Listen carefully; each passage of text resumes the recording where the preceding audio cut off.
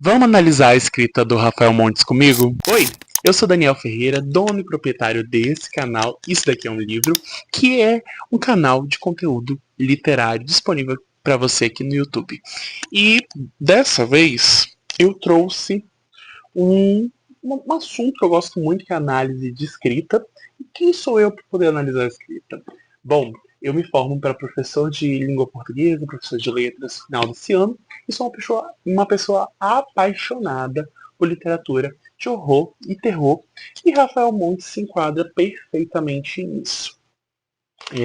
Eu não tenho a coleção toda dele, se eu não me engano, falta Bom Dia Verônica, e o primeiro livro que ele lançou, que agora eu não me recordo o título, mas eu tenho aqui 6 livros, sendo um de conto e os outros 5 de romance, né, do gênero literário romance, não do tema romance.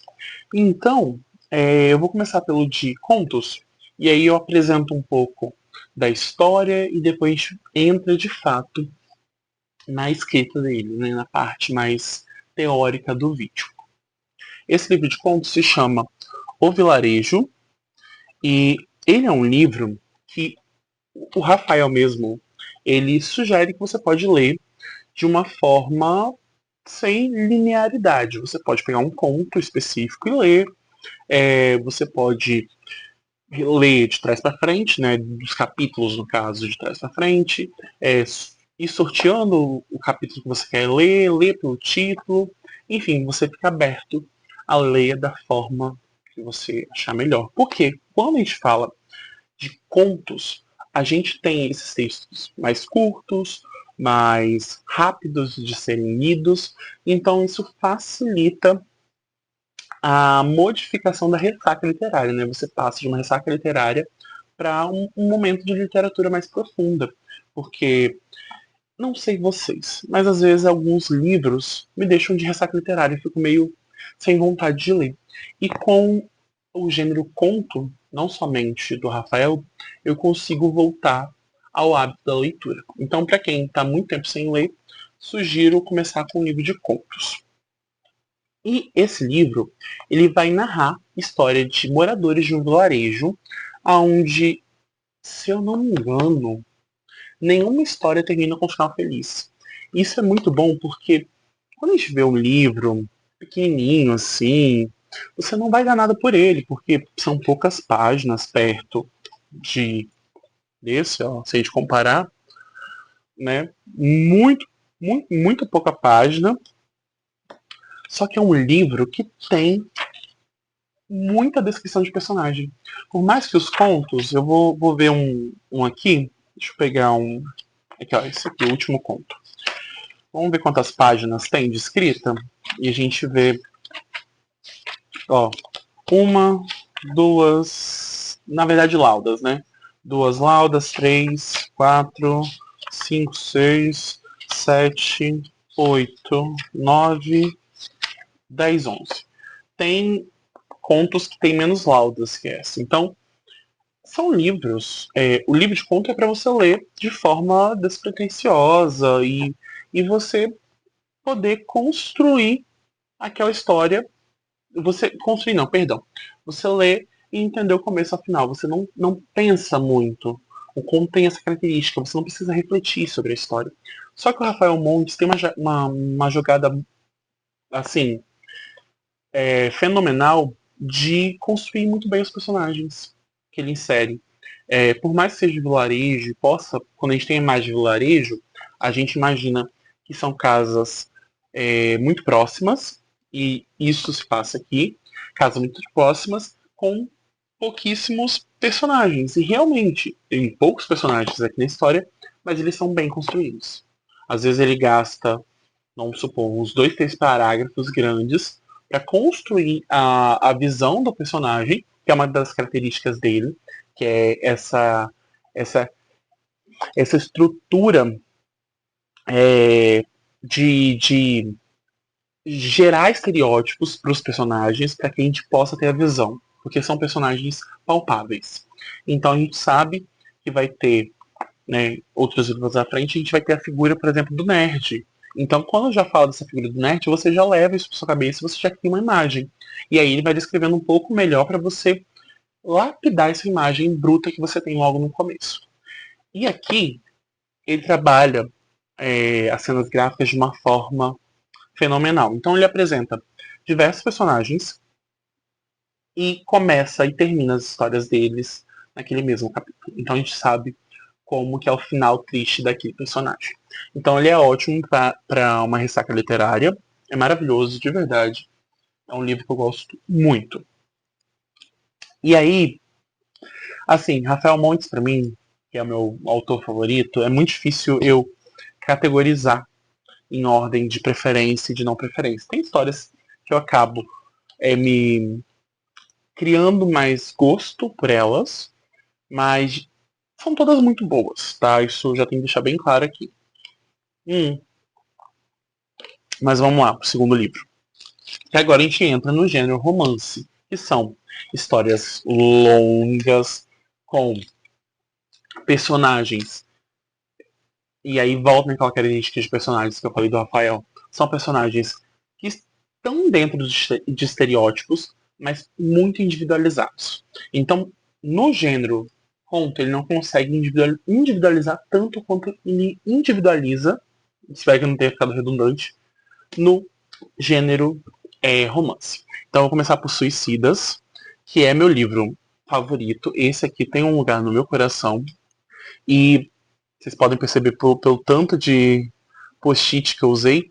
Aqui eu usei uma estratégia de leitura que não foi das melhores, tá?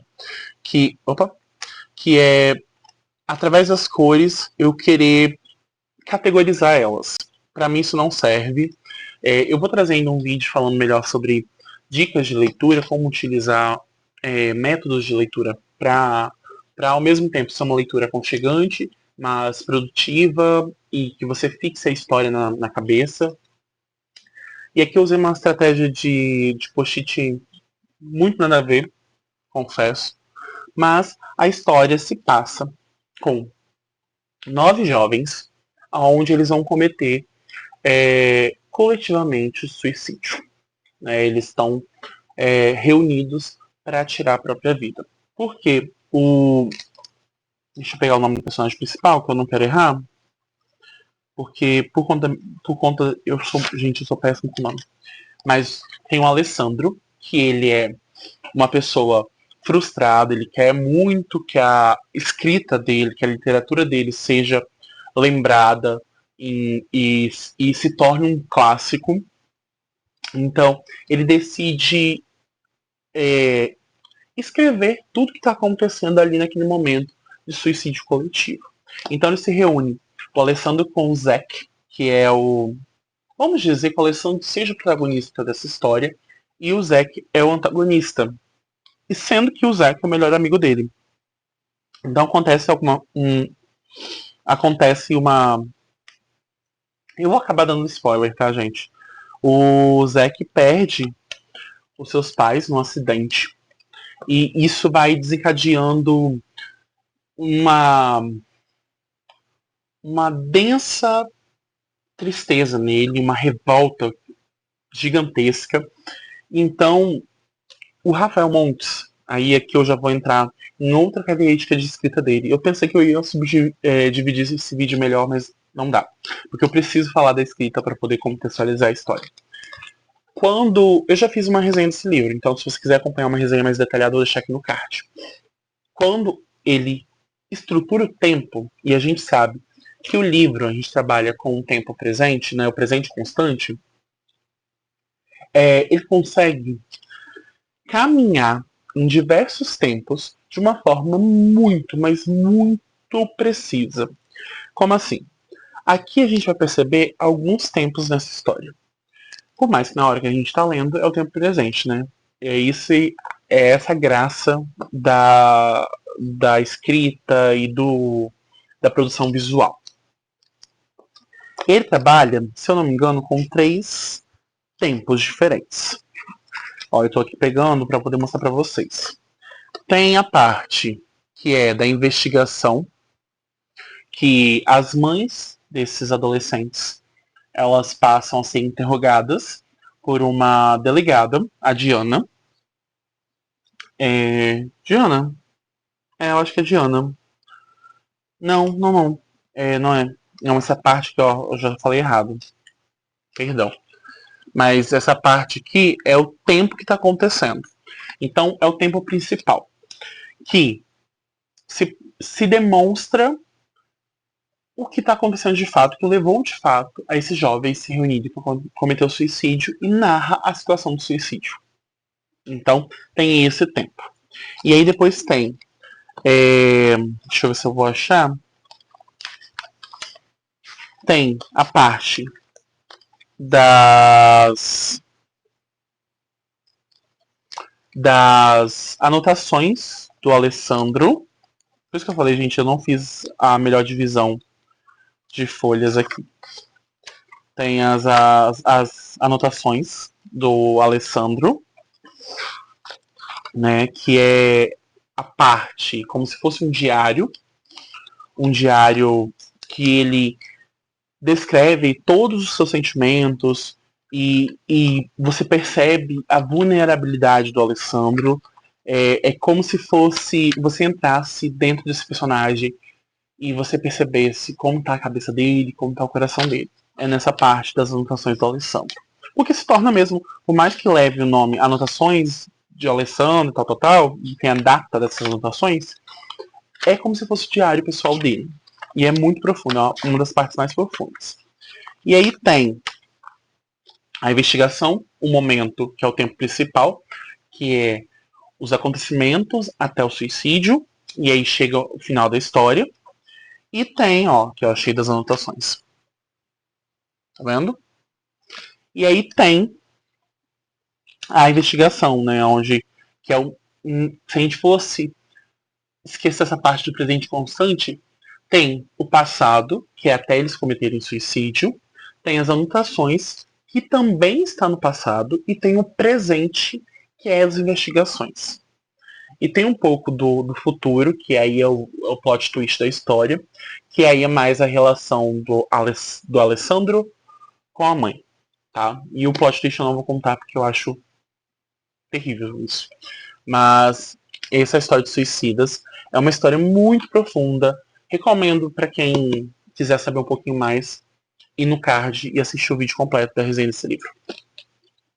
Bom, e aí tem os Dias Perfeitos, que aqui também ele trabalha com diversos tempos. Essa capa é linda, né? Para quem só tá me ouvindo, é uma mala rosa, uma mala de viagem rosa, e o livro é todo branco.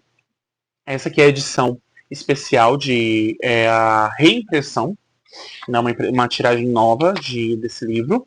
E aqui já usei uma outra estrutura de post-it, de uma cor só, e foi, nossa, 1000 vezes melhor. E aqui vai abordar a história de Clarice e Theo, que não dá para dizer. Tipo, é isso que eu gosto muito do Rafael. Que por mais que ele queira trabalhar assuntos que são cotidianos, como por exemplo relacionamentos, ele joga isso no extremo oposto. Então a gente sabe que romance é amor, é paixão. Diversos autores que trabalham o tema relacionamentos vão para uma vertente de Felizes para Sempre, de tudo muito belo, muito bonito. Rafael Montes faz ao contrário. Ele trabalha esses temas de uma forma gritante, profunda, com muita cena gráfica, muito detalhamento gráfico, e isso é muito perceptível em Dias Perfeitos, porque na cabeça do Theo, ele viu um relacionamento perfeito com Clarice. E ele acaba sequestrando Clarice, levando ela dentro dessa mala, por isso dessa capa. E nisso, a gente começa a perceber como um simples gesto, que foi um selinho que Clarice deu no Theo, ativa esse lado psicopata, obsessor do Theo, e vai decorrer isso. Então, acontece isso, né? Até questão de consequência, que muitos autores evitam utilizar o desdobramento de consequências, porque às vezes é difícil conectar uma situação a outra. E na escrita do Rafael, isso eu percebi muito isso em Dias Perfeitos, ele consegue gerar uma ação que vai desencadear diversas consequências e ele consegue conectar. Então não fica pontas soltas, não fica uma história inacabada. E não tem nenhum livro desses que eu tenho, tá, da minha coleção, que tenha o livro 2. Então isso facilita, porque é um único livro, você tem uma história com início, meio e fim, né? Não fica uma abertura para o próximo livro, porque por muitas vezes isso é desgastante. Eu até falei isso sobre o. Eu falei isso com os meus amigos sobre O Homem de Palha. Quando passa pro livro 2, que é Os Irmãos de Palha, a história demora a se concretizar, a se ligar nas consequências que foram deixadas no livro 1. Então, ter livros únicos facilita muito essa estrutura. Então, o que a gente começa a perceber também é a questão não somente de tempo, mas de relatos mentais. Então, a gente vê o lado do Theo. Esse livro é muito baseado na visão do Theo, do personagem Theo, mas ele consegue trazer, por mais que o narrador desse livro é o Theo, é o personagem principal, a gente consegue ver que ele traz os sentimentos da Clarice, os sentimentos de outros personagens, como a mãe do Theo, a mãe da Clarice, através dessa ótica deturpada que o Theo tem. Essa ótica psicopata. Porque a gente não tem a Clarice narrando situações. E eu até quero fazer um vídeo sobre adaptações. Como adaptaram esse. Eu vou ver a série que foi lançada na Globoplay. E eu quero ver como eles adaptaram isso. Eu vi que teve críticas negativas, mas eu quero ter as minhas percepções.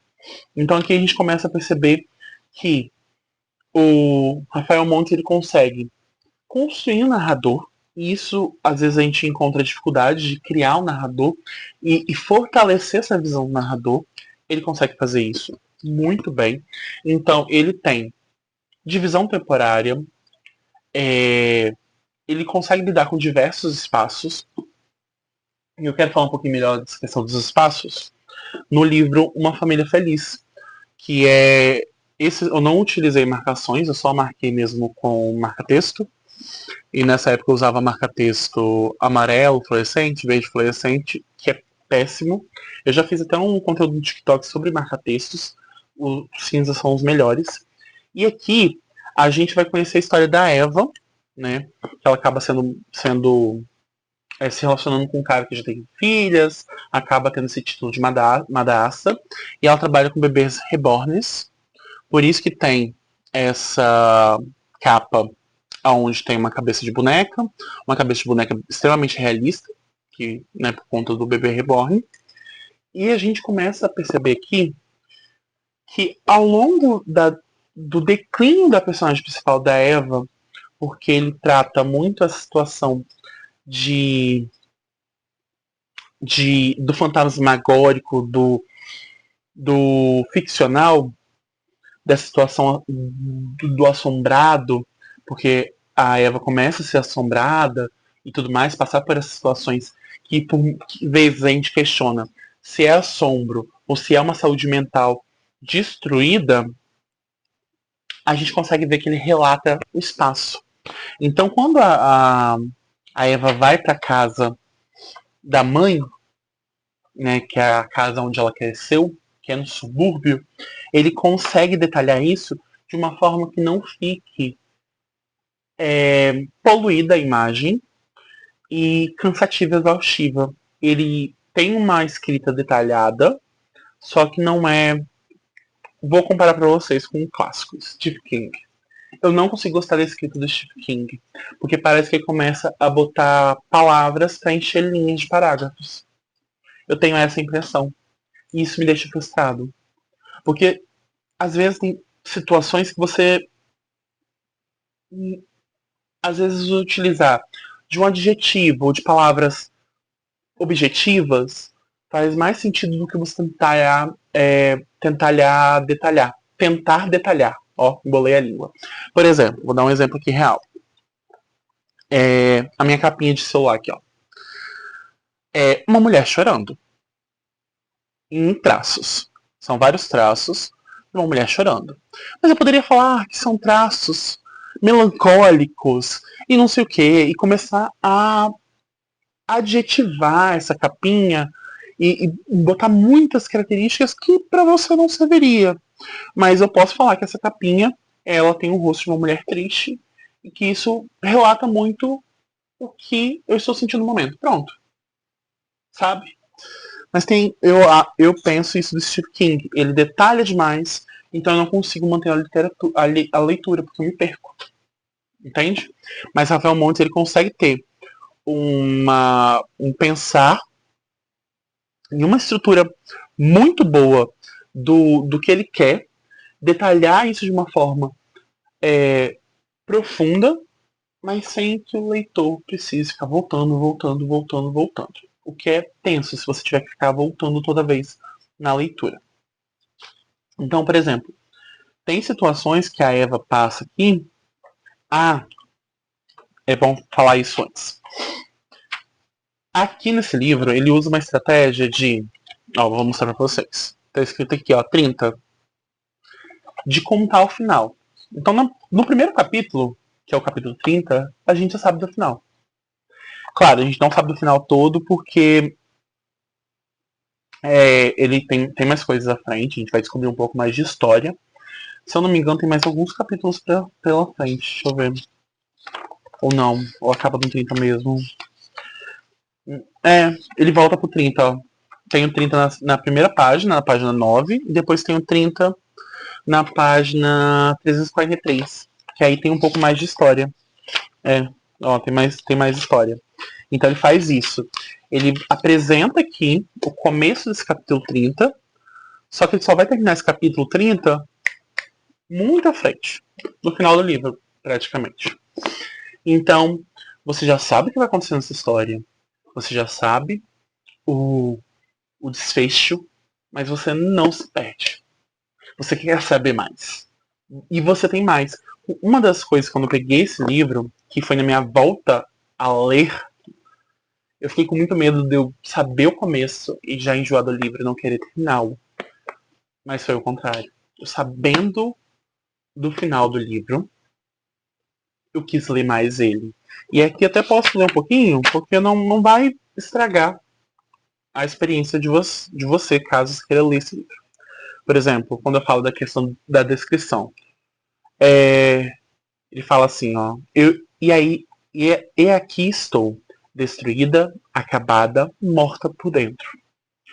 Eu já tenho uma visão como aqui destruída, né? Tá usando todos os adjetivos, todas as características como feminino. Eu consigo ter uma visão de uma mulher debulhada em lágrimas, cansada, com olhos fundos, olheiras, sabe? Eu consigo ter essa visão, principalmente no Morta por Dentro, que é aquela pessoa sem brilho. Então, ele não precisou falar essas informações. Eu criei na minha cabeça. E isso, eu tenho certeza, qualquer pessoa que pegar pode ter essa visão. Pode diferenciar uma da outra, mas por conta dele utilizar uma descrição objetiva e muito certa do que ele quer passar para o leitor, ele consegue ter a gente consegue ter essa imagem muito fácil. Bom, vou falar um pouquinho de Jantar Secreto. Esse livro eu li antes de eu entrar na faculdade de letras e eu estava passando por um momento muito difícil. Para quem já me acompanha sabe que eu tive altos e baixos na vida. Depois de muito tempo eu descobri a depressão. Então eu não tenho muitas recordações desse livro, porque eu só li. Eu vi a capa, esse foi meu primeiro livro do Rafael Montes. Por isso que ele tem um lugar especial no meu coração. Mas eu quero reler para eu ter um pouco mais de estrutura mesmo do que foi escrito aqui dentro. De saber. Eu sei o que é carne de gaivota. Sei que ele utiliza de títulos que fazem sentido para aquele capítulo, né? São títulos que não estão ali só Tá? Então, por exemplo, aqui, ó, carta. Se eu não me engano, eu posso estar enganado, mas quando ele utilizou essa carta, é porque o personagem, deixa eu ver se eu acho o nome dele. O personagem principal é Leitão. Foi uma carta que o Leitão escreveu pra mãe dele. Então, tipo assim, os títulos fazem sentido. Por exemplo, tem um aqui que é O Inferno de Dante, por causa que correlaciona ao popular e tão utilizado como referência, que é o Inferno de Dante. E tem a ver essa passagem aqui, esse capítulo do livro, com o Inferno de Dante. Então, tem outros aqui que eu não acho, mas é um livro que eu quero reler. Então, eu vou reler esse livro futuramente e vou trazer uma resenha completa aqui para vocês. Então, aguardo. E por último, eu vou falar sobre Uma Mulher no Escuro. E aqui também a gente percebe a questão de espaço, a questão da divisão do tempo e essa facilidade que Rafael Montes tem entre lidar com o passado e com o presente da história.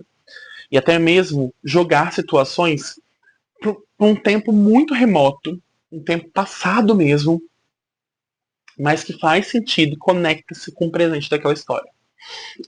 Por exemplo, aqui a gente vai conhecer a história da Victoria, que é uma mulher que está numa situação de depressão, de, de sufoco, sabe? Ela tá destruída, acabada, e ela vive com medo, ela vive reclusa na sua casa. Ela passou por uma situação de abuso na infância. É uma história assim densa. E até vi esses dias, e aqui eu vou fazer um parêntese, que tem uns tweets de pessoas criticando a questão do Rafael Montes só abordar o sofrimento da mulher.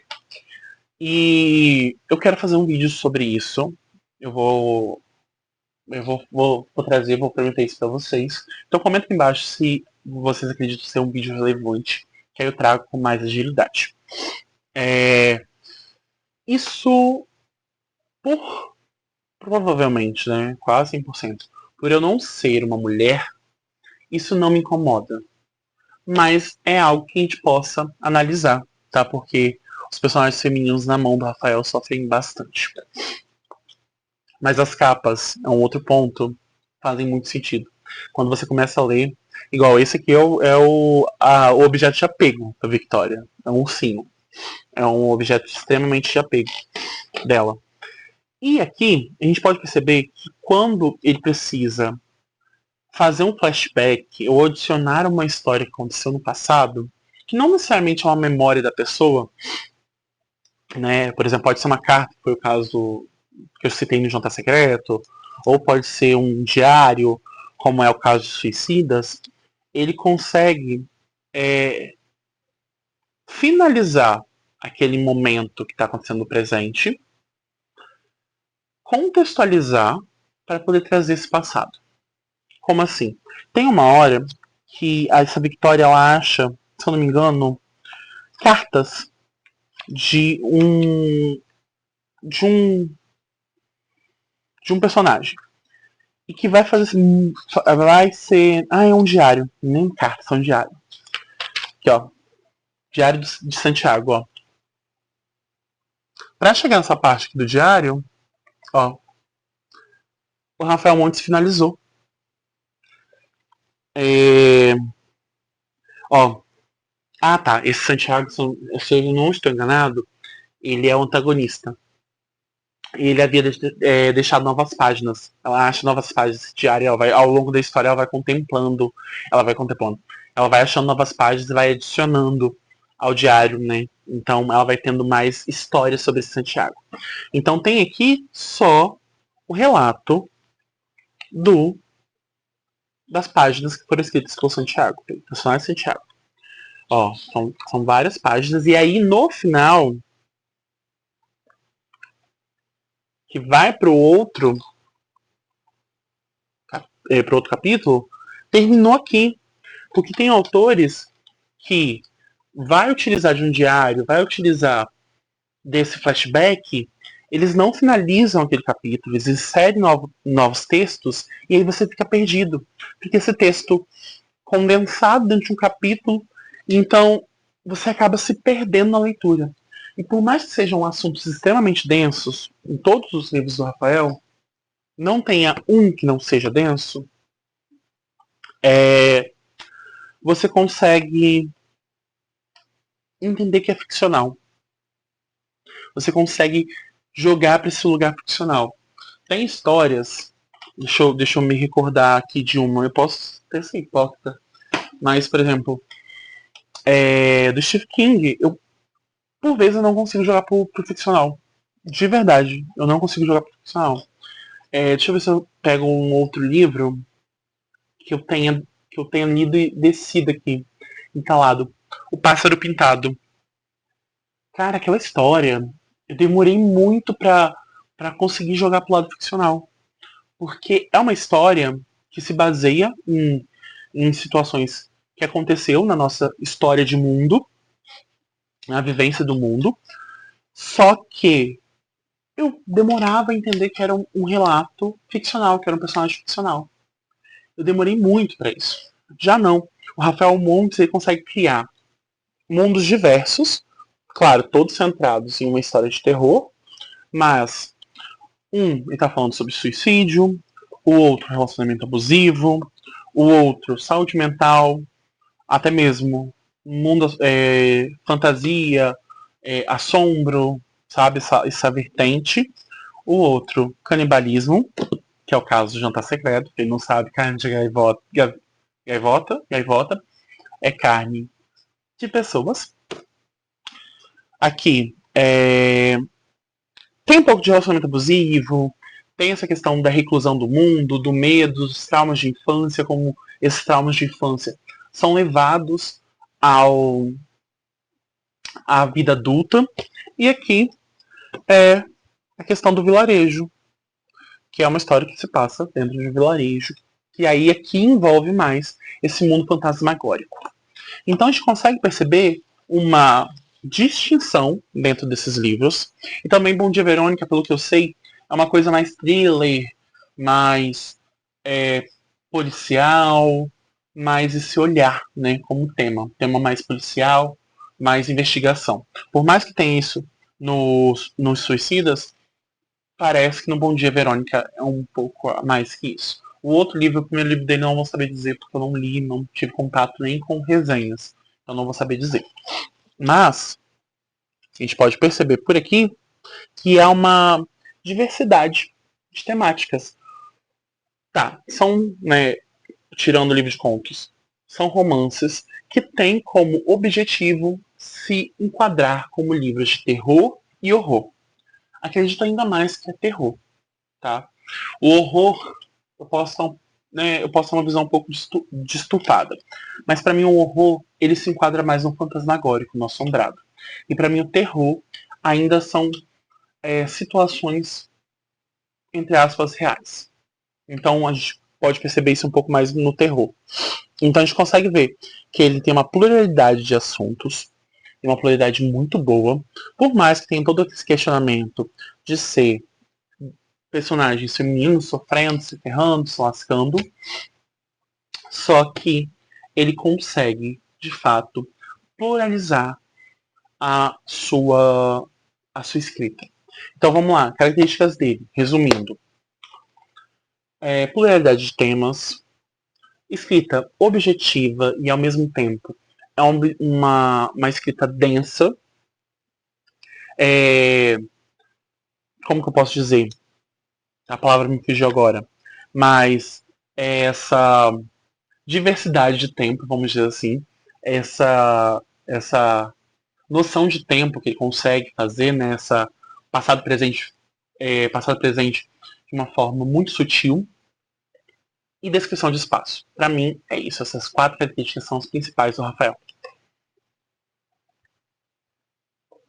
Ele tem uma escrita gráfica maravilhosa, mas o que se destaca para mim é essa inserção de gêneros que ele também, aí vai na questão da escrita mesmo, ele insere gêneros diferentes dentro do livro.